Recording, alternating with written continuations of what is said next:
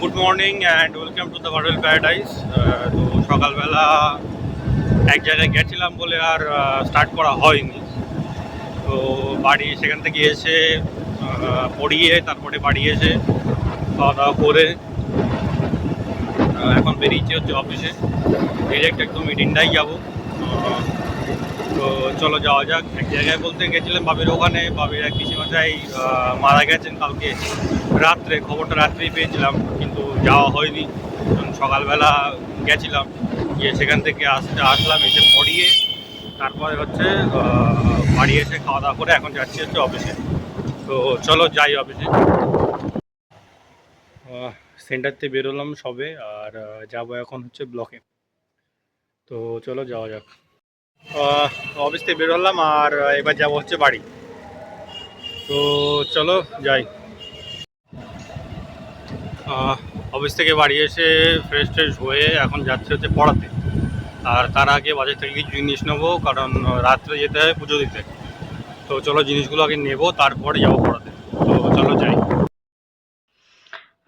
Background দেখে আমিও বাবানের মতন আজকে বলে শুরু করলাম।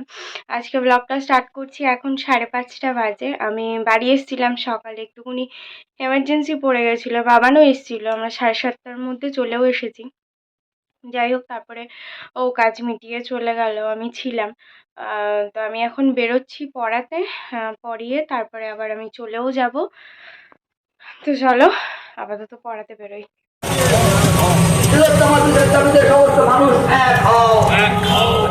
We want justice. We want justice. তোমার খুনে অভিযুক্তদেরগুলোকে গ্রেপ্তার করতে হবে। তোমার খুনে আটক করেছে।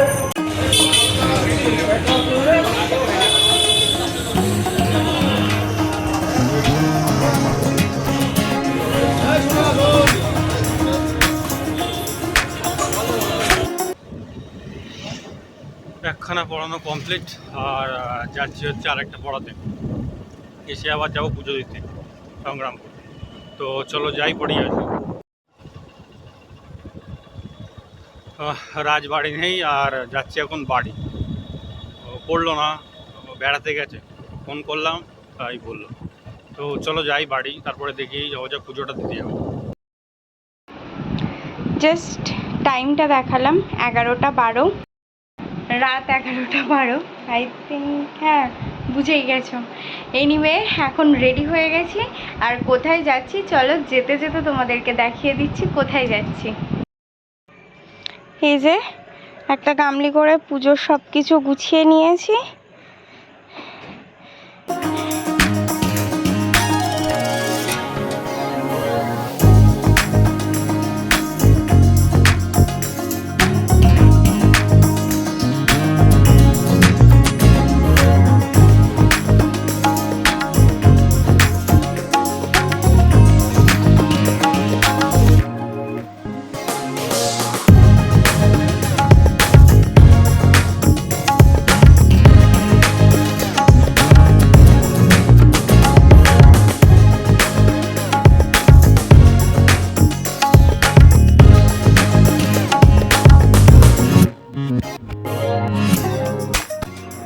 বাড়ি থেকে বেরিয়ে গেছি, আর এখন আমরা আছি বসিরহাট ব্রিজে। আমি তোমাদেরকে বললাম যে কোথায় যাচ্ছি, চলো যাই, তারপরে বলবো।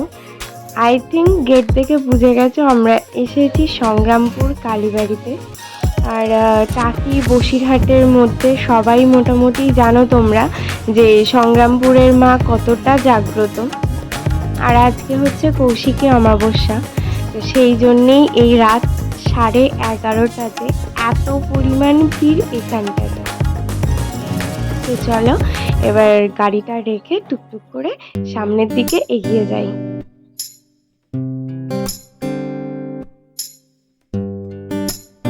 আর আমি এখান থেকে যতদূর দেখতে পাচ্ছি, ওই যে এই মাথায় হচ্ছে ওই যে দেখা যাচ্ছে মন্দিরের গেট, আর এইখান থেকে লাইন শুরু হয়েছে। আমি এটাকে ফাস্ট ফরওয়ার্ড অনেকটাই করেছি, বাট খুব বেশি ফরওয়ার্ড মানে ফাস্ট করলাম না। তার কারণ আমি জাস্ট তোমাদেরকে জাস্ট একটুখানি ছোট আইডিয়া দিতে চাই যে অ্যাকচুয়ালি এখানে লাইনটা ঠিক কোথা থেকে কত পর্যন্ত যায়। আর আমার গলার ভয়েসটাকে একটুকুনি ইগনোর করো, তার কারণ হচ্ছে কাল 3-4 বারের বেশি স্নান হয়েছে, আর সেই জন্যে গলাটার আজকে এই অবস্থা। তো যাই হোক, লাইনটা দেখতেই পাচ্ছ, আমি হেঁটেই যাচ্ছি, না তো বাবানকে খুঁজে পাচ্ছি আর না তো লাইনের এন্ড দেখতে পাচ্ছি। চলো দেখা যাক কতদূর গিয়ে তারপরে দেখা মেলে।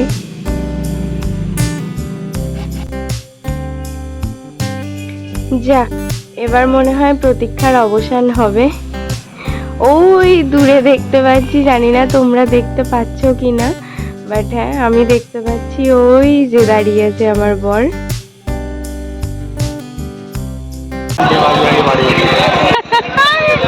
তিনটে বাজবে,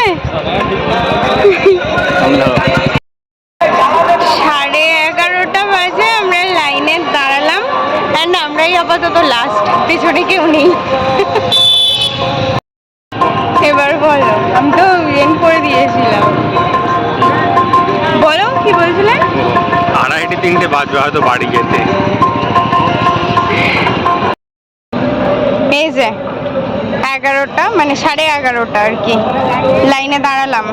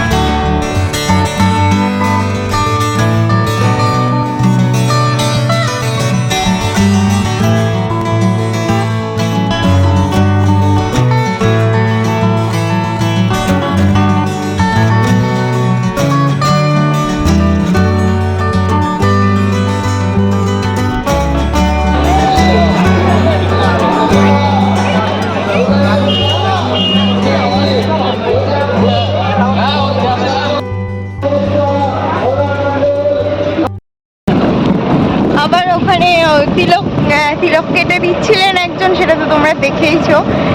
1:05 বাকি, ফাইনালি আমরা ওখান থেকে বেরোলাম পুজো দিয়ে। বাট সিরিয়াসলি বলছি, আগের বছর পুজো দিয়ে মনে একটা শান্তি অ্যাটলিস্ট পেয়েছিলাম, বাট এবছর মানে ওখানে 1.5 ঘন্টা 2 ঘন্টা মানুষ লাইনে দাঁড়িয়ে মায়ের সামনে যাচ্ছে, বাট 2 ন্যানো সেকেন্ডের জন্য মায়ের মুখটাকেও দেখতে পাচ্ছে না, জাস্ট একদম হাত ধরে টেনে নিয়ে বার করে দিচ্ছে।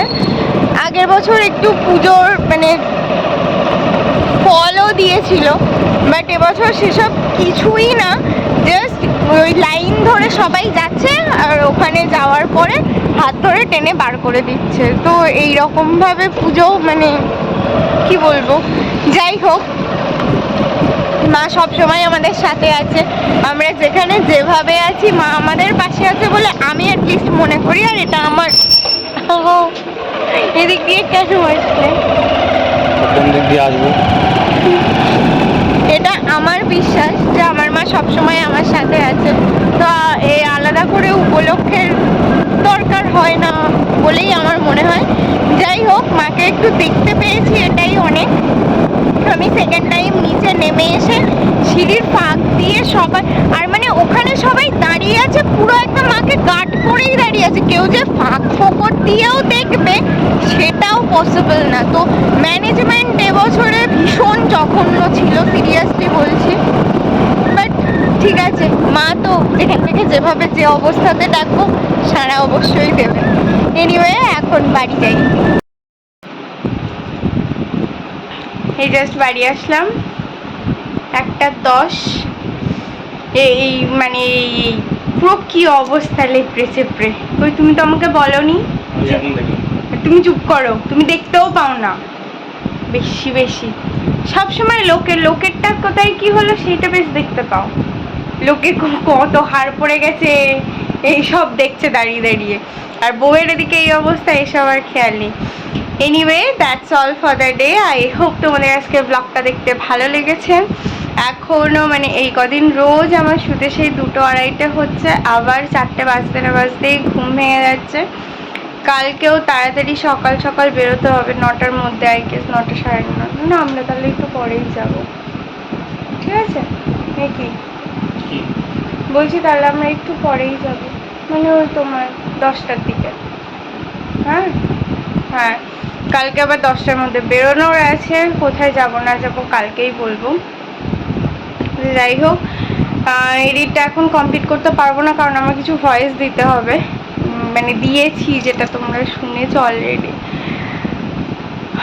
তো সকালেই করব, যা হয় হবে। মাউনি বললো ডাল ভাতটা আমিই করে দেবো, বললাম ঠিক আছে। আবার দেখা হবে কালকে with a brand new vlog. Till then tata, bye bye, good night.